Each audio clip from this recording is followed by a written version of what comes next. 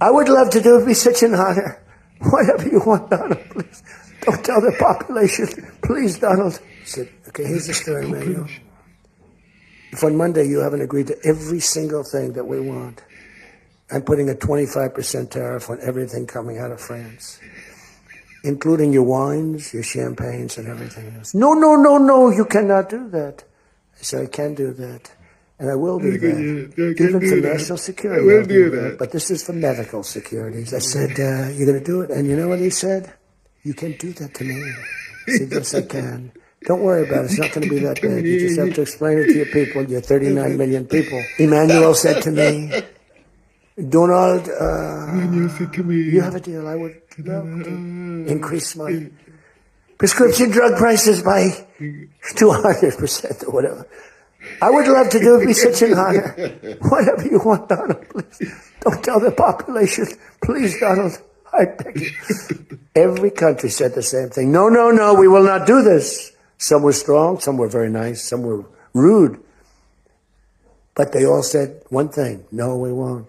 And within, I'd say on average, 3.2 minutes, they were all saying, we would be honored to quadruple our drug prices.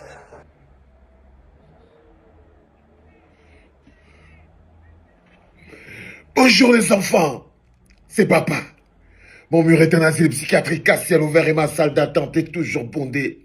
Bienvenue à la clinique les enfants. Je vous ai dit qu'on va ouvrir la porte sur la politique internationale parce que ce qui se passe en ce moment, ce n'est plus la géopolitique internationale, c'est la guerre. Le monde se prépare à se lancer à une guerre mondiale à l'échelle du monde. Il est important que vous le sachiez. Et sinon, à la clinique, je dois vous mettre à l'heure de tout. Hier, je vous ai parlé de ce point important qui a été fait, le défi direct qu'a balancé l'homme qu'on appelle Donald Trump à Vladimir Poutine. Il a dit à Vladimir Poutine, je prends ton pétrolier, je le stoppe et je le garde chez moi. Il a pris les soldats russes, il les a gardés chez lui. Le monde aujourd'hui attend pour voir si la force de Vladimir Poutine là, c'est seulement le fla, ou bien il va poser un acte pour faire comprendre à Donald Trump que Donald Trump n'est pas le nouveau shérif. Parce que Donald Trump a un projet, c'est de faire American First, Great Again. Il a un projet, c'est de faire des États-Unis le plus gros empire du monde, avec un peu de respect pour la Chine, un peu de respect pour les Russes, et pas du tout de respect pour le reste du monde.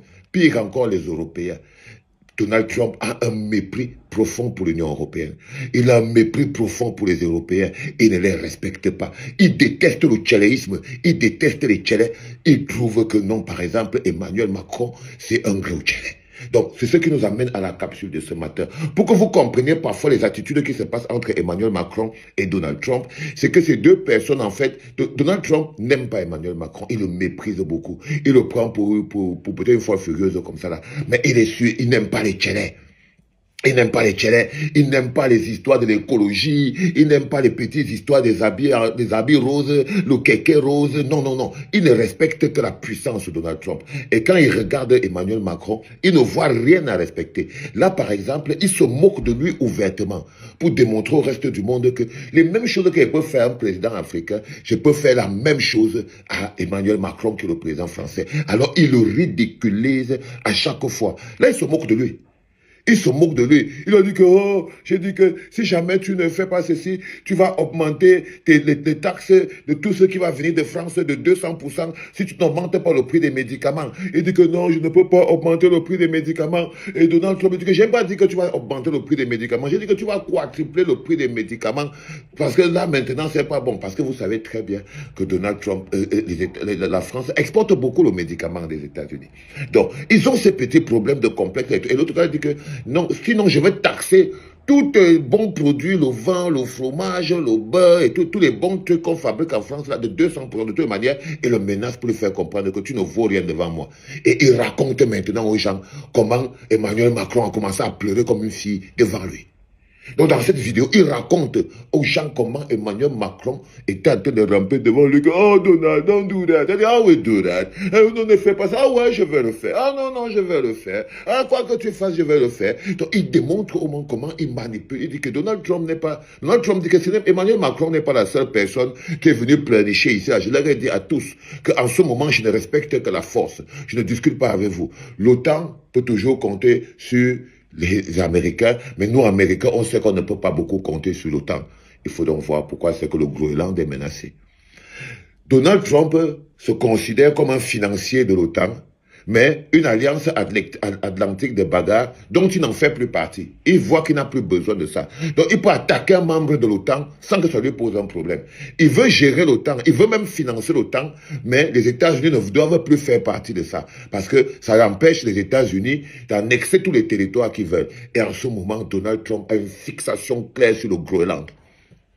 Il a une fixation claire sur le Groenland et le Groenland est sous le contrôle du Danemark. Le Danemark est un État européen protégé par l'OTAN, une organisation qui regroupe les Européens et les Américains. Les Américains disaient que le Groenland est une zone stratégique qui les met en insécurité vis-à-vis de la Chine et vis-à-vis de la Russie. Alors, mieux ils achètent, ils prennent le Groenland là. S'il ne prend pas ça, mieux il achète. Ou alors il va prendre ça militairement. Sauf que en tant que membre de l'OTAN, il n'a qu'à mettre ses ressources pour protéger le Groenland par l'OTAN, mais il ne veut pas. Il n'a pas envie de partager la puissance de l'Empire. Il préfère même se dire que non, je suis avec vous l'OTAN, je sais que vous pouvez compter sur nous, mais nous on sait qu'on ne peut pas compter sur vous. Ils ont supputé hier sur cette déclaration de Donald Trump, mais ils n'ont pas compris ce que Donald Trump voulait dire. Donald Trump voulait dire que moi, je suis membre de l'OTAN, je peux vous aider. Mais je sais que je ne peux pas compter sur vous. Ça veut dire, par exemple, qu'en matière de sécurité, là où on est là, je risque ma peau contre les Russes et les Chinois. Si jamais je ne prends pas le contrôle du Groenland, ce n'est pas vous qui allez me protéger, nous les États-Unis, contre les Chinois et contre les Russes. Donc, on doit pouvoir prendre ça de toutes nos forces. On doit prendre. Et il profite, il dit, il va prendre le Groenland et il va prendre le Groenland. C'est-à-dire que dès qu'il va finir avec le Venezuela, et vous avez vu hier que le bateau qui a été stoppé, le bateau russe qui a été stoppé, c'était un bateau fantôme du pétrole qui servait souvent à la marine russe de pouvoir aller prendre le pétrole qui a été condamné à la vente par les Américains au Venezuela.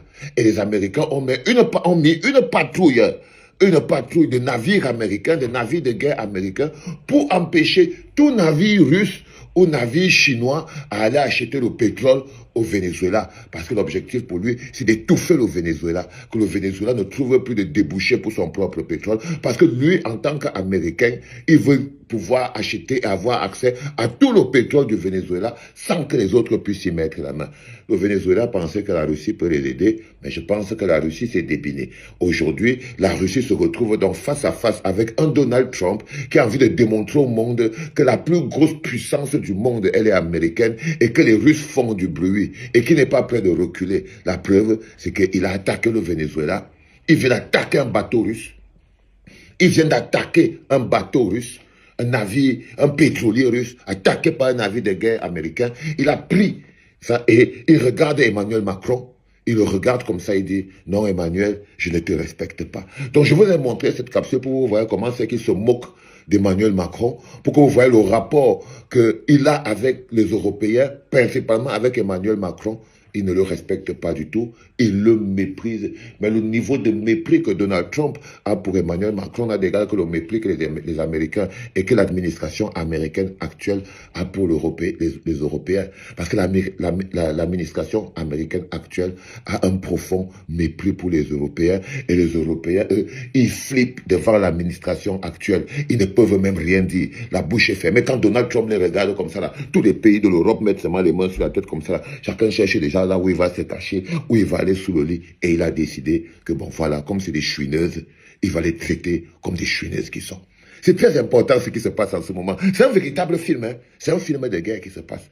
Donc, en ce moment, il faut comprendre que les déplacements, on ne sait pas encore comment les alliances qui vont se faire, mais Donald Trump et les États-Unis sont prêts à affronter la Russie et la Chine. Vu comment ils se positionnent,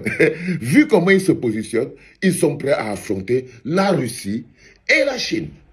Mais on va voir ce que ça va donner, les enfants. On va voir ce que ça va donner. Vous voyez, le premier podcast de la journée, il est international. Il est international, les enfants, parce que le monde, on vient d'ouvrir cette fenêtre sur le monde et vous devez voir ce qui s'y passe à partir de la clinique. La clinique ne peut pas vous mettre hors sujet d'un moment aussi important qui est en train de se passer. La transformation du monde. C'est ça qui se passe en ce moment.